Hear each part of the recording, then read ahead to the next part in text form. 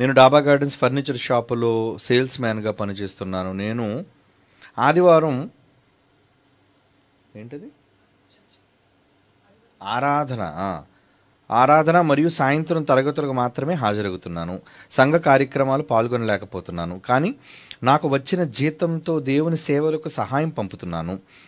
అయితే మీరు చెప్పే వాక్యం విని నాకు భయం వేస్తుంది. కేవలం ఆదివారం మాత్రమే ఆరాధనకు రావటం సిగ్గుగా ఉంది. అలా చేయటం వాక్య ప్రకారం సరైనదా కాదా? ఒకవేళ ఈ మాటలు ఏనన్నా విని మారకపోతే నిత్య నరకానికి జారిపోతానని భయం వేస్తుంది.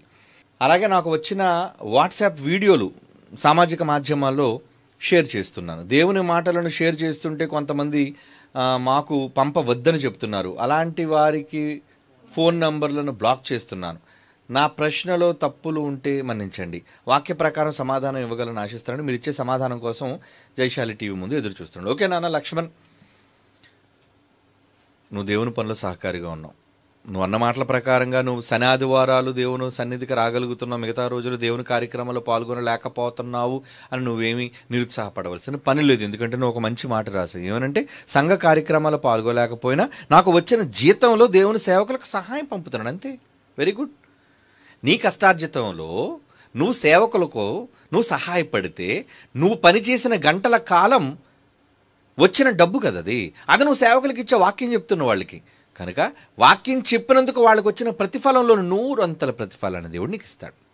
కాబట్టి సంఘ కార్యక్రమాల్లో నువ్వు పాల్గొలేకపోతున్నావని నిరుత్సాహం నువ్వు ఏమాత్రం నువ్వు పడవలసిన పని లేదు. చక్కగా నువ్వు పని చేయి. నీ కష్టార్జితాన్ని దేవుని సేవకుల కోసం అర్పించు.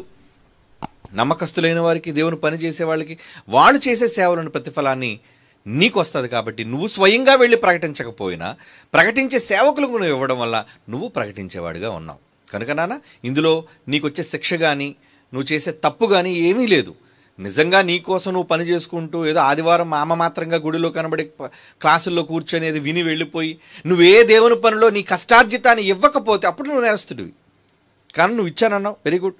అలాగే నువ్వు వాట్సాప్లో తర్వాత వీడియోస్ షేర్ చేస్తున్నాను అంటున్నావు, మంచిది. ఏదైనా దేవుని వాక్యం నీ చేతనైనంత మటుకు ప్రకటిస్తున్నావు. ఎందుకంటే సోషల్ ప్లాట్ఫామ్ని దరిద్రాన్ని వీళ్ళంతా చూపించడానికి వీళ్ళంతా సిద్ధపడుతుంటే అందులో మంచిని ప్రకటించడానికి నీ వంతు నువ్వు చేస్తున్నావు. అందులో మరి వాళ్ళంతా సాతాను ఏజెంట్లు, వాళ్ళంతా దెయ్యంలో మునిగిపోయిన వాళ్ళని, పిచ్చెక్కిపోయింది బుర్రకి, వాళ్ళంతా పిచ్చి పట్టిన సన్నాసులు. నువ్వు మంచి పెడితే వాళ్ళు వినరు. నువ్వు మంచి షేర్ చేసినా వద్దంటారు వాళ్ళు. వద్దనడు నువ్వు చెప్పొద్దు. యేసుప్రభు కూడా కొన్ని సందర్భాల్లో మాకు వద్దు ప్రకటించొద్దంటే వచ్చేయమన్నాడు. ఎవరైనా మిమ్మల్ని స్వీకరిస్తేనే వాళ్ళ ఇంటికి వెళ్ళండి, వాళ్ళకి చెప్పండి. ఎవరైనా తృణీకరించారనుకోండి, బలవంతంగా మీరు చెప్పకండి. వాళ్ళ ఇష్టం లేని, ఎందుకంటే మొట్టమొదటిసారి మీరు వాళ్ళకి ఇవ్వటమే అదే వాళ్ళకి ఇన్విటేషన్. ఆ తర్వాత వాళ్ళు దాన్ని తిరస్కరించారో, మీరు వాళ్ళకి చెప్పలేకపోయారనో వాళ్ళు వినలేకపోయారనో మీరు ఏమీ నిరుత్సాహపడవలసిన పని లేదు. మీ అందరితో చెప్తున్నాను నేను. ఎందుకంటే ఒకసారి దేవుడు అవకాశం ఇచ్చినప్పుడు దాన్ని మనిషి తెలుసుకోవాలి. ఒకవేళ వాడు తెలుసుకోకపోతే, తృణీకరిస్తే దానికి మీరు బాధ్యులు కారు. మీరు బాధ్యులు అవ్వరు. ఎందుకంటే వాడు తృణీకరించాడు, వాడొద్దనుకున్నాడు. కనుక మీ పాద ధూళి దులిపేయండి. లేదంటే మీరు వాడి నాశనానికి వారే ఉత్తరవాదులని మీరు అనుకోండి, అంతే. ఎందుకంటే దేవుడు అవకాశం ఇచ్చాడు చెప్పడానికి. విననని వాడు మొండికేస్తే మీరేం చేస్తారు చెప్పండి? మీ ధర్మం ప్రకటించడం. వింటే బాగుపడతారు. వినలేదా, వదిలేయండి వాళ్ళని. పదే వాళ్ళకి చెప్పకండి. ఏమోండి ఈ వాక్యంతో కాకపోయినా వాళ్ళ రెండో వాక్యంతో వాడు మారుతాడని అనుకోకండి. One chance. దేవుడు ఎవ్వరికి ప్రకటించకుండా అయితే మాత్రం ఉండడు. సర్వ సృష్టికి ఆయన సువార్త ప్రకటింప చేస్తాడు. కనుక కనిపించే పోస్టర్ కావచ్చు, చదవబడే ప్యాంప్లెట్ కావచ్చు, వినిపించే మాట కావచ్చు, ఏదైనా ఒక్కసారి వాడి కంట్లో పడితే చాలు, మారాడు మారలేదన్న తర్వాత దేవుడు వాడిని తీర్పులోకి తీసుకొస్తాడు. ఓకేనా? వాడు మార్చేయాలి, వాడికి ఏదో చెప్పేయాలని. అసలు మీరు అలాంటి ఏమంటారు దాన్ని, ఆవేశానికి లోనైపోయి మీరు పదే వాళ్ళకి ఏవి పంపించకండి. ఎందుకంటే వాళ్ళంతా కూడా తృణీకరింపబడిన వాళ్ళు. ఎందుకంటే పందులు వాళ్ళు. ముత్యాలు వేశారు అనుకోండి, పందికి ఏం తెలుసు దాని విలువ? తొక్కేసి. దేశప్రభు చెప్పాడు, మీ మంచి ముత్యములను పందులు ఎదుట వెయ్యకుడి. అవి తొక్కి తిరిగి మీ మీదకే వచ్చి మిమ్మల్ని దాడి చేస్తాయి.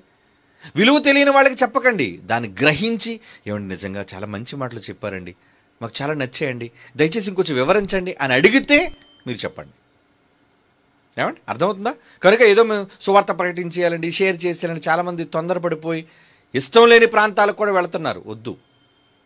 వినే వాళ్ళ దగ్గరికి వెళ్ళండి. వాళ్ళు వద్దని అడిగించారా, ఓకే నేను వెళ్ళిపోతున్నామండి. గెరాసేనుల దేశానికి ప్రభు వెళ్ళాడు. మీరు రావద్దు మా ఊర్లో, కానీ ప్రభువునే అన్నారు, లేదు మీరెవరు నన్ను అడగడానికి, నాకు అధికారం ఉంది ఊర్లోకి రావడానికి, నేను సర్వలోక సృష్టికర్తను అన్నాడా? ఏం లేదు, మీకు ఒక దండం, వెళ్ళిపోతున్నాను అంటే నేను బోట్ ఎక్కేసాడు ఆయన. ఆయనే తిరిగి వెనుతిరిగినప్పుడు మీరు ఎందుకు వెనుతిరగకూడదు చెప్పండి? ఏమంటే మొండిగా చేయకండి కొన్ని పనులు, ఏనానా? కాబట్టి నువ్వు చేసే మంచిని నువ్వు చేస్తున్నావు కాబట్టి నీది ఏది తప్పు లేదు.